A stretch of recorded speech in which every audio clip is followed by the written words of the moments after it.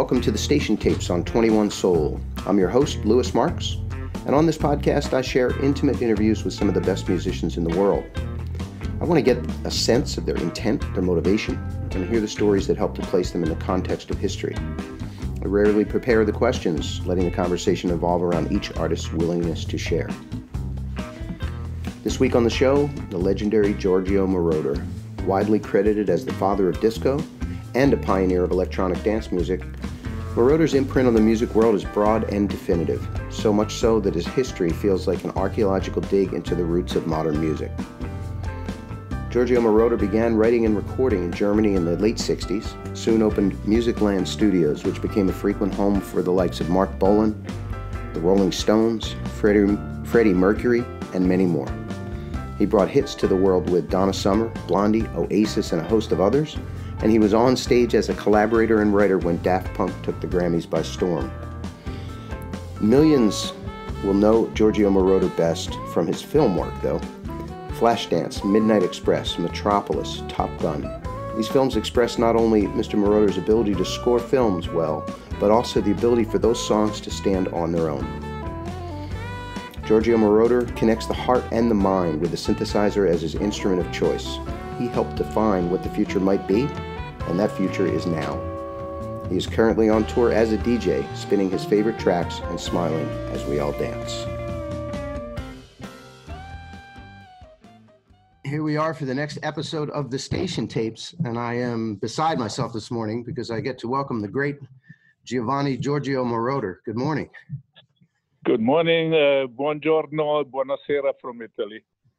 Aha. I did not know where you were, so I wasn't sure. I saw the... Yeah, I'm on a bit of a kind of a vacation for a few... during the summer, it's beautiful here, and I can work here, so for now I'm here. Beautiful. I just returned from my first trip to Italy.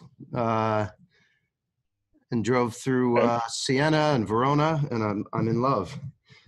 So. Oh, good. I'm about 2 hours north of Verona in the mountains, the Dolomites. Yeah, and that's where you're from, right? Yes, that's my home. Next trip, that's where I want to head. Absolutely. So. Again, thank you for taking time to visit, and I want to start. I want to start with the present. You have a current tour coming up, and you'll be performing in Philadelphia at an old burlesque theater known as the Trocadero. Right. I want to know, what is your inspiration and your intent around this tour? What can people expect?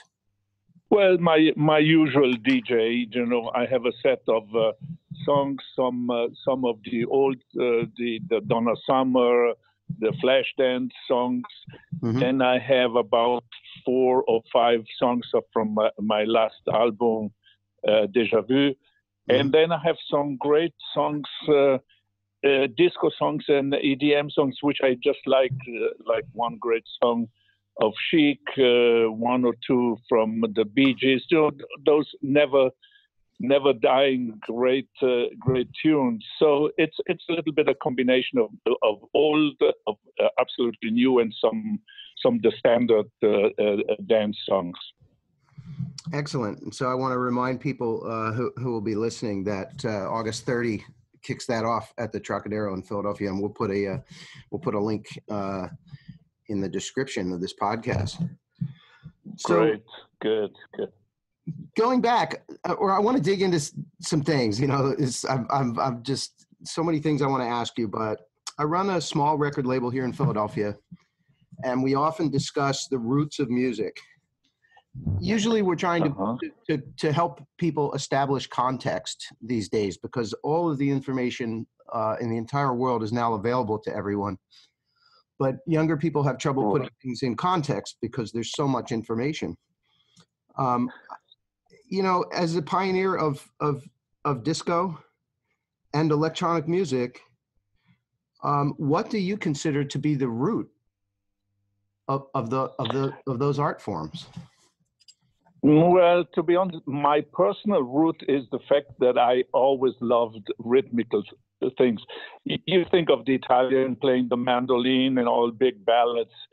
It never happened to me. I was even living in Italy when I grew up. I was listening to American or English music, and I always liked up-tempo songs. In fact, I had one or two bubblegum songs which were really well danceable. So the tendency for me was to have songs where you can be, let's say, happy and especially where you can dance well. And the first, let's say, real disco song was "Love to Love You, Baby" with Donna Summer, which I thought was a great song, not only as a song, but rhythmically and even text-wise, quite interesting song.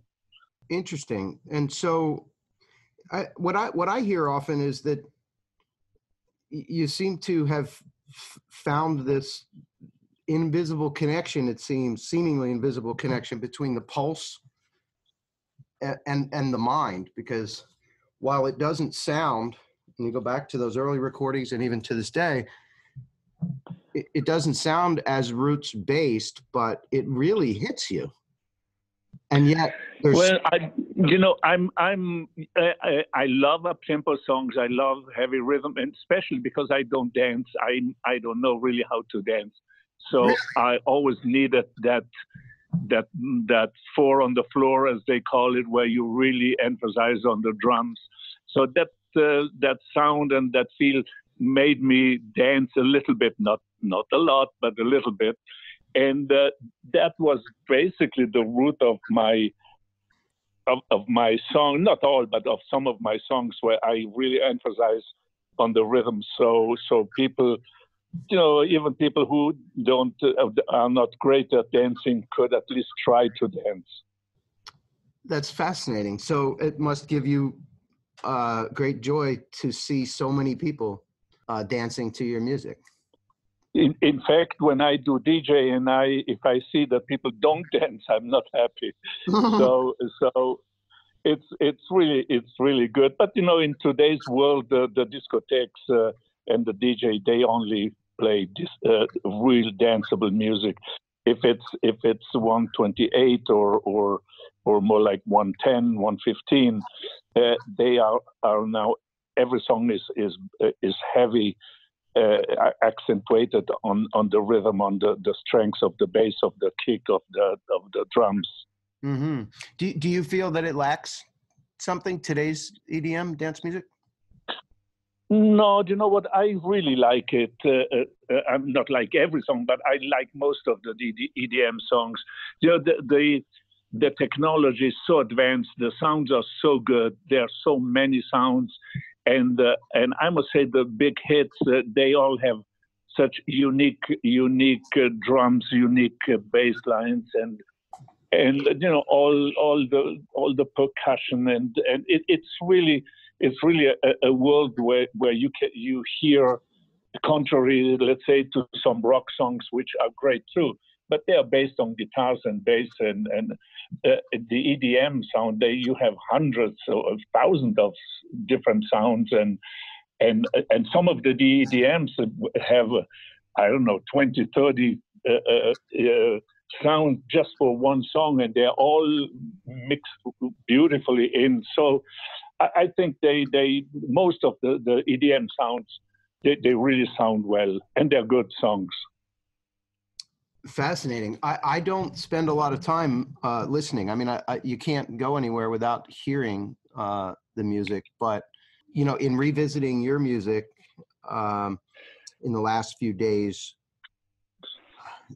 and maybe it speaks to your film work, but there's a stretching out that seems to happen within the beat that lets me off.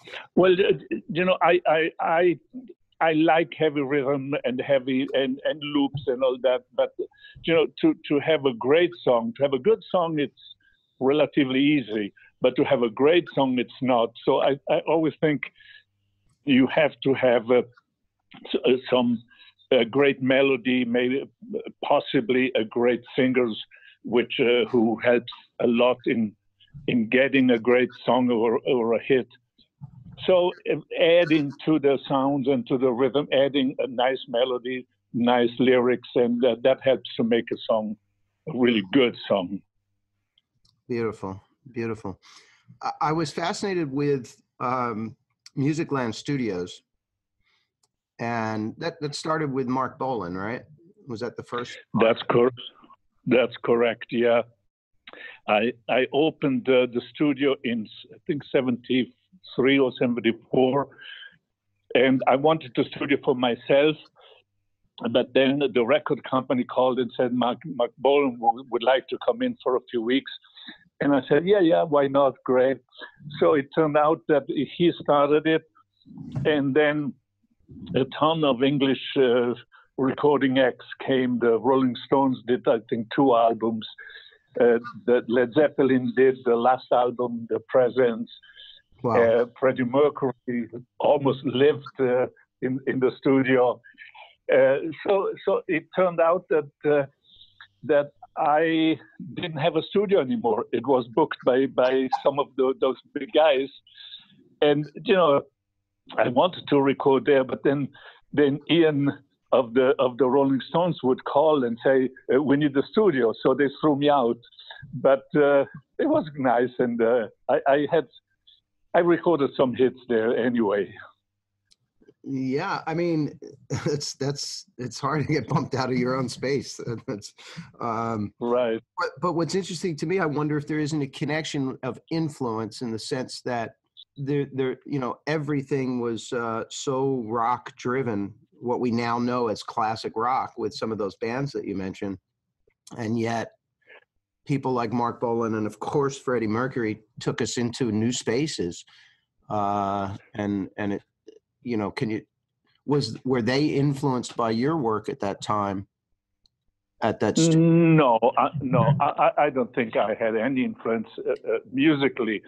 What I think happened is that mostly the English groups, they had they have great studios in London, but let's say in Europe where they wanted to record, usually the studios were not really geared to the rock scene, and especially the look of the studio. So I guess they felt almost at home because, in fact, it was built by an English studio company. Felt really at home, and maybe the environment, how it looked. Maybe Munich was an inspiration for the people. So those are probably the reasons. And plus, the Rolling Stones are the Rolling Stones. That's rock. Wherever they record, it's rock music. Of course. Yeah, they've held that down for a long time. Right, and they're still doing it. It's amazing. I often show videos of Mick Jagger to people in the office and just say, he performs like he still needs it, like yeah. And that's in fact, by pure coincidence, I found a picture of me playing guitar on one of the sessions of the Rolling Stones, although they may have recorded it, but obviously never released it. But it's wow. Quite interesting to see me playing guitar next to Mick. So, was Keith in the room? Yeah, all the guys. I don't know now. Yeah, Keith and I think 3 or 4 guys were there, and me trying to play guitar with them. Fascinating. So, I see so many people crediting you as an influence, and Daft Punk, DJ Shadow. I saw that you were on with the Roots a few years back. Britney Spears, so many, and they all seem to be, to me, in different musical places, and all crediting you. To what do you attribute the breadth of your influence? Well, the only really influence is probably the song "I Feel Love," where where I was one of the first who used synthesizers and computers to not only to record but to give that special arpeggio sound, which in the EDM world and in the pop too is now almost it almost has to be, even if it's hidden in the tracks. But I think that feel of urgency, the bass line, I think that helped to establish a certain sound and a certain way to record. Interesting. Did you expect this to be so ubiquitous and so present? No, I thought when I recorded I Feel Love, I thought it was new. And in fact, the idea of the album was that we have songs of the 50s, the 60s, and then the 70s sounding. And one song we thought, how could the song sound? How could a future song sound? And that was the idea, to do everything with the synthesizers, where the drum are played by synthesizers. You create a certain white noise, you cut it, you put the envelope on, and it created a whole sound based on synthesizers. And I think that was the most interesting thing. And if people probably get inspired by then, and I love that. Yeah, this might be that future that you were envisioning. We might be there. Yeah. Well, I hope so. Yeah, I think so. We are there by now. Yeah. It's good. It's good. A lot of musicians refer to, songs that they write or record as their baby, right? They feel a very personal connection. How is it for you when you do a film, when you score a film, and then that song becomes known in a completely different way? Well, there are two philosophies about doing that. One says a score should be there just to support the movie, the feel of the movie, and you shouldn't even notice it. And then the other guy says, okay, if you don't notice this, why would you put it on? But then if it works well with the movie, plus it takes its own character and it becomes a hit, I think that's a double victory for the song. It fits well with the movie. Like, let's take Flashdance. Probably Flashdance without the movie, Flashdance without the song wouldn't be that big. So sometimes the songs and the music too doesn't take over, but it has a life of its own, and that's one of the reasons why you start to compose and you start to do it in a way that it doesn't only serve the movie, but it serves the song to become possibly a known song. Yeah, and I noticed that often with what you do. And I also noticed, I kind of went back and listened to some tracks from both Midnight Express and Metropolis.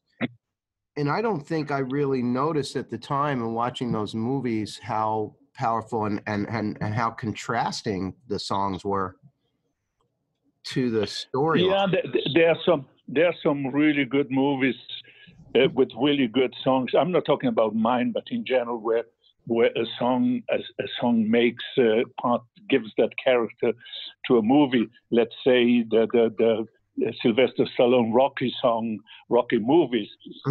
Those songs, you hear it now and you think, okay, he's winning, and not even comparing Sylvester Stallone as the character, but you say this is a song for somebody who is winning, and I think it's a great success if you have a song which becomes kind of an anthem of like I think From Here to Eternity is another. No, sorry. The song from Top Gun, Take My Breath Away, is a song which you hear and you don't even think about Tom Cruise. It's just a great love song, I think that's quite a nice achievement. I will agree, and I will speak to the audience here for a second. For those who do not know the history of these songs and soundtracks, to quickly get to Google and search, and yeah, good, and learn. Yeah. It is fascinating to piece together history from all of the information we have available, but it is important to understand the arc of these things, and they're right there. Yeah. So I am personally looking forward to your upcoming tour, and I will let people know once again that August 30, 2018 is the start at the Trocadero in Philadelphia. And okay. Mr. Moroder, I want to ask you one last, maybe difficult question. I don't know if it's difficult. How do you view your legacy, and how do you want to be? How would you like the storyline to go? The storyline, I think he did some bad songs, really bad. He did some good songs, and he did very few, but really, really good songs. Wow. But mostly bad songs. Sometimes I can tell you, sometimes I listen to some recordings and I said, like they say, what did I do then? What was that? Wow. But the big songs are really big, so I'm happy about that. You balance it out. Well, again, thank you so much. It is such an honor and a pleasure to speak with you. I appreciate your time, and I hope we can meet in Philadelphia. Okay, great. Okay, thank you very much. Thank you. Buongiorno, arrivederci. Arrivederci. Well, that's our show for today. Thank you for listening to the 21 Soul Music Podcast. If you like what we do, please subscribe on Mixcloud at 21 Soul, and you can also find us on Stitcher and iTunes. Our video series of interviews and music discussion is also available on YouTube at Rope-a-Dope 99. 21 Soul is recorded in East Philadelphia at the Rope-a-Dope Room. Our producer is Nick Perry. Our general manager is Fran DeRubo. The 21 Soul theme song is an excerpt of Red Hook Soul by Mr. Michael Blake.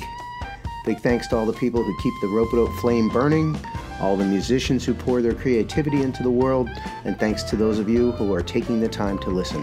We hope you enjoy the show.